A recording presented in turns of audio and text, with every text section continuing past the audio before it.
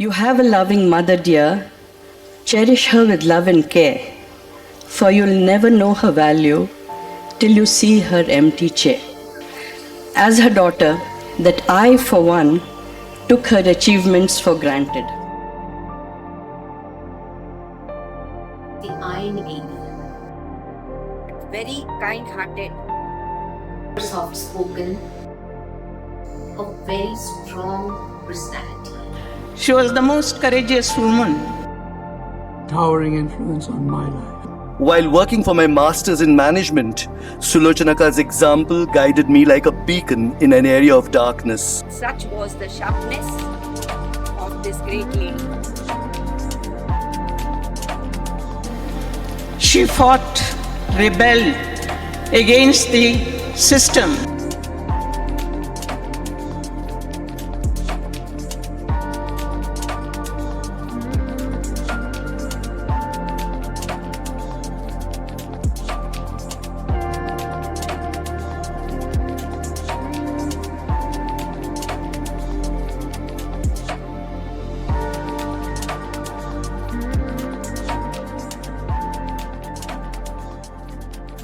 We start a story in the early part of the 20th century.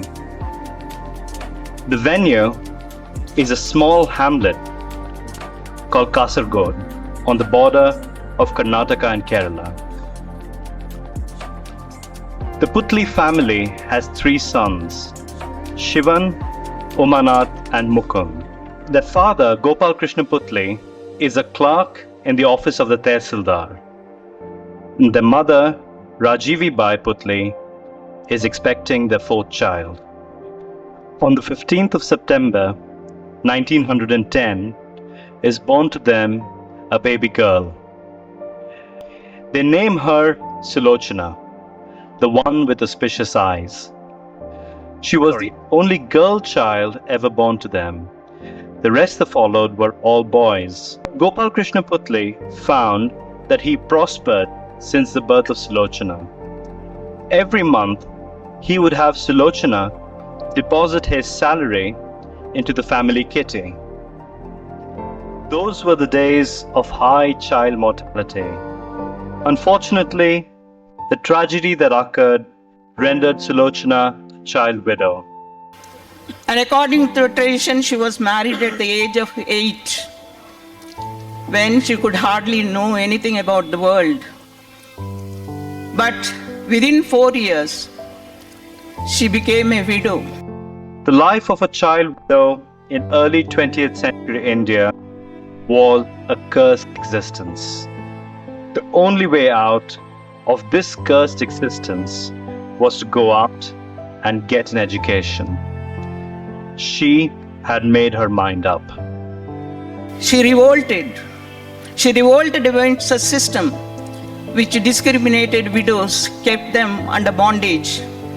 She revolted, and with great courage, she chose education. She was the most daring, dashing. Giving in to her pleas, her eldest brother Umanath Putli agreed with her, saying that according to her desire, the right thing was for her to go back to school. With this step, she broke all shackles of tradition and even raised a few eyebrows. As she used to say later, I realized that this was the only opportunity I would get to change the course of my life. So I grabbed it and worked incessantly. The Taluka of Kasaragod did not offer any opportunities for further studies. So she came to the nearest town, Mangalore, to pursue college studies. She struggled with great determination. She struggled and reached her goal. Finally, she became a BSc graduate with microbiology. In 1934, life took a happier turn. She met brother Umanath Putli's friend, Mr. Sheti. Then a dashing young man, also a rebel like her. And Mr. A. Sheti was a non-Brahmin, Bund, coming from an Orthodox family. So people were not easily taking the idea of a marriage, but they stuck to their guns, they rebelled, and they got married. And was reported along with a photograph in the Bombay Chronicle on the 6th of February 1938 as an interesting intercaste marriage. And after that, her fortune changed. With the independence of India on the anvil, life became more stable. And for the first time, they had the comfort of a permanent home. They settled in the city of Bombay. It was now that they were blessed with a baby daughter. In 1948, he was sent to the UK.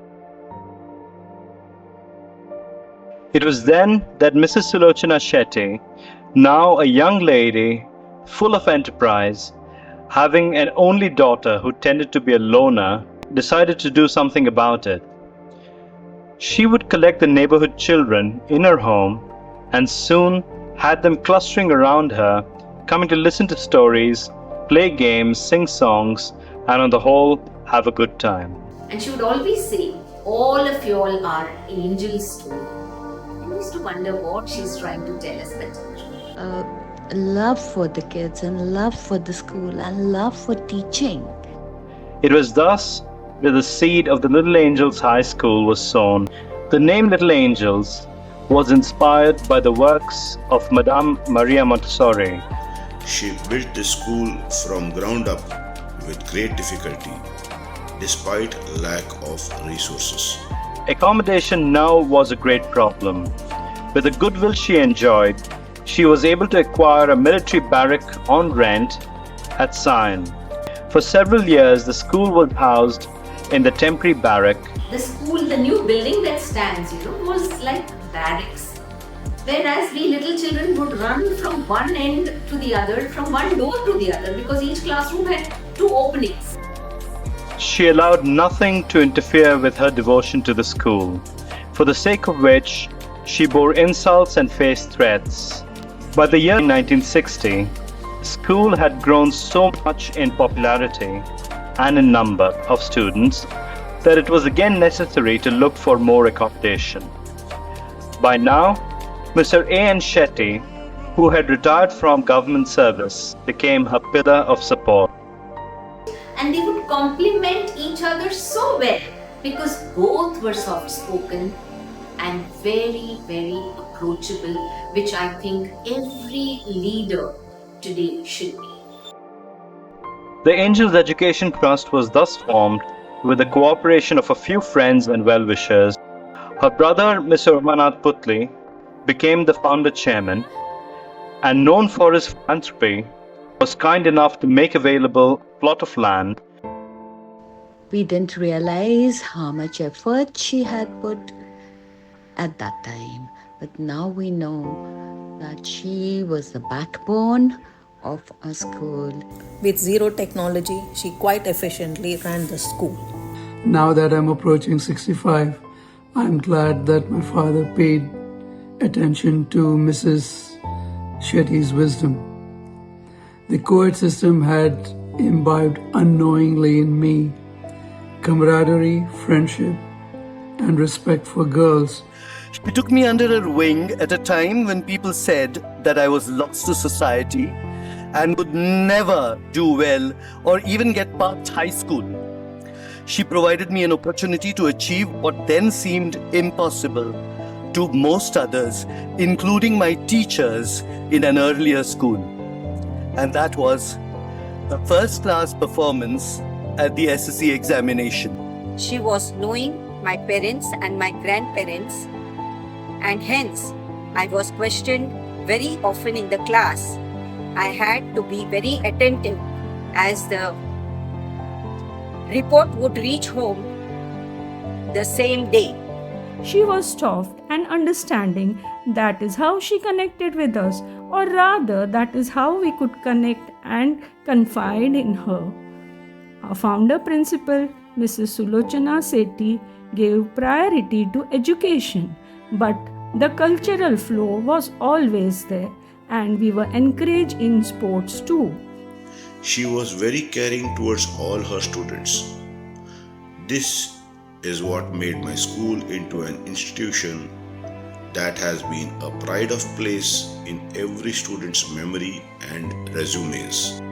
It was a mission, it was a zeal where she wanted to educate the people, teach them how to live in a civilized society. That is the greatest credit that you have to give to a lady. She had no other life except the school. Her activities are the school activities. She never took a holiday. During all these difficult years, her health took a back seat. Unable to physically continue, she retired officially as principal in 1973, but only in name. There was hardly a day that she did not attend from 9 a.m. to 4 p.m. On May 30th, 1976, Sulochana Sheti relinquished her hold on life. A life that she had salvaged with indomitable courage and determination from what fate had willed. Hers was a life which will be remembered by thousands who have had their own lives guided by her. Her words of advice: leave behind on this earth such deeds that when you are gone, people have something to remember you by.